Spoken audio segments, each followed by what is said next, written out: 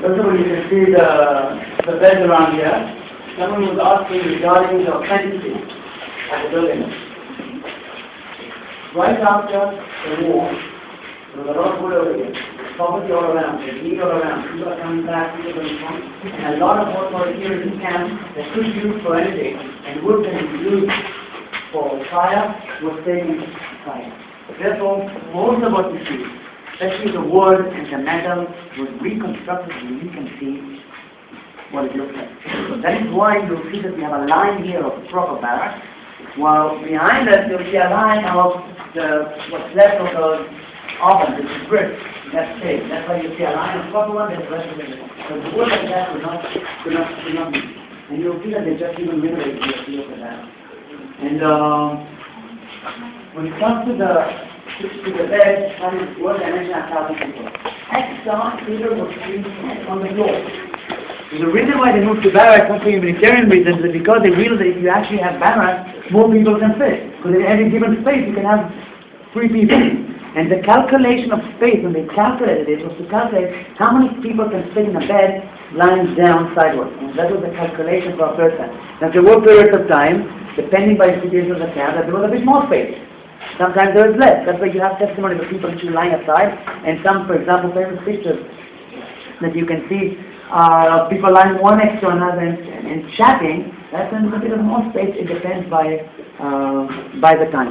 At the entrance there would be someone, and we'll say in the women's quarter that will be the head of the block, which will be in charge. That's pretty much how it works. Regarding the oven, did they work or did they not? In most cases, you'll hear survivors saying that they didn't.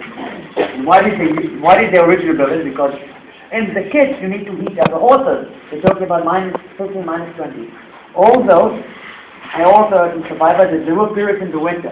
If that's the time that you do not want, you are in control. It's a concentration camp. If you want the people dead now, you send them to the gas chamber. If they're here right now, for some reason you want them alive. And there's periods of time that if you would not heat up a barrel, end of January, they'll freeze to death. That's a matter of it. So there is heating. It's not for humanitarian just because the limit to people to keep the people alive. And once they're here, they need to be alive. It's not a better way, they're very close to it. Another question is, what do the people know? And that's also something which is very hard to get a proper answer because it differentiates.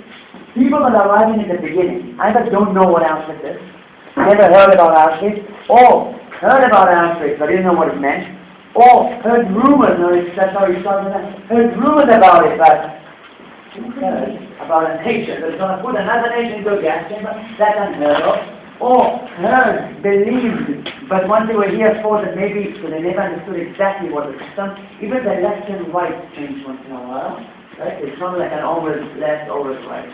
So, what do people know? There isn't an answer, right? But we do know that if you took, like, for example, the massive number of over 400,000 Hungarian Jews that are arriving over here, they don't know. But what you do, you have inmates over here. And inmates over here, we're going to short while they know. First of all, they smell, they're told, even if the lines don't the commander. And what you have, especially towards a later stage, people that have Auschwitz this point. They came to Auschwitz, selected as a concentration camp, went to another slave labor camp. But then that slave labor camp either didn't need workers and being sent to a new selection work in Auschwitz. Then they can survive selection again. But if you come back, you might already know. And then becomes the next question, a little bit later, it's like, if you do know, do you tell? Now, there was not really an ability to approach one another. Meaning the only people, were very specific people that would greet the newcomers. But then, usually those were the father, those were the commanding units, those people, that was the job, to greet them down. Those people which knew were not allowed to tell. And if they would face serious consequences. There was one person from the commander that told him he was pushed alive into the crematorium. And others would say, what's the point? Like, what's the point? And you should not tell because if here people will start running around and create chaos. The people over here that are living here as a concentration camp, they don't have access to those newcomers, so they can't go over and tell. So that's pretty much this, how can you keep secret in such a big place? That's more or less. And again, sometimes there is information. At the end of the day, underground did get information. People already heard about those kind of places. The word actually did arrive back to ghettos, and some believed in some did not. So it's again a complex question. That's the problem with that. My eyes work. She just wants to be talking about it. So my dad was here in 1944, fall of 1944, she arrived here. And I'm just going to read you a story. Some SS or Gestapo came into our camp and started asking a bunch of questions about who was in this camp and who the people were. And I heard them and I got frightened. And I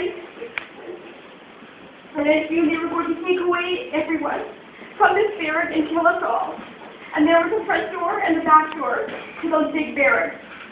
And I remember crawling on my hands and knees and crawling out through a door at the very back to the outside because I figured they would come that night and take us all away and kill us.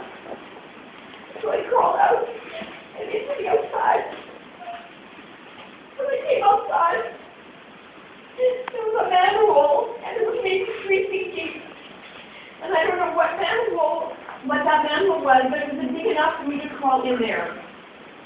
It was very, very frightening that night when I remember all that I heard. I didn't see anything, I just heard because I was afraid to raise my head out of the manhole. I could hear the screaming and the crying and the dogs barking.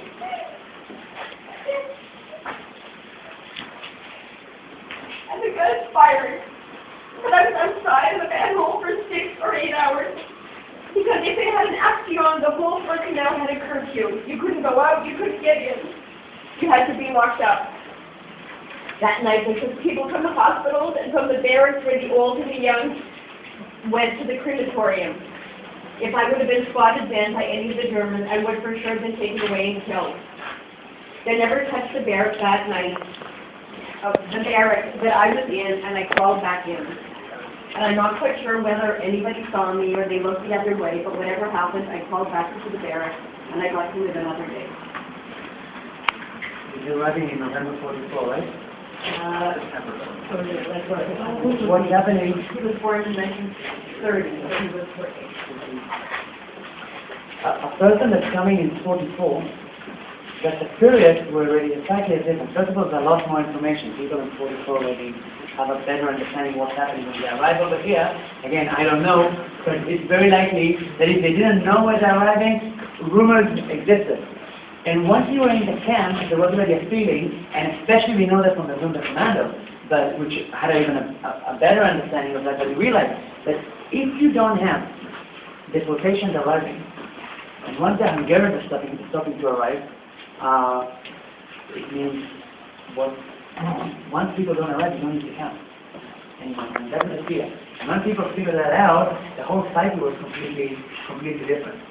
So that's again, that's why when we read those testimonies, it's very different what's happening in 44, what people know, what happened with people that arrived earlier.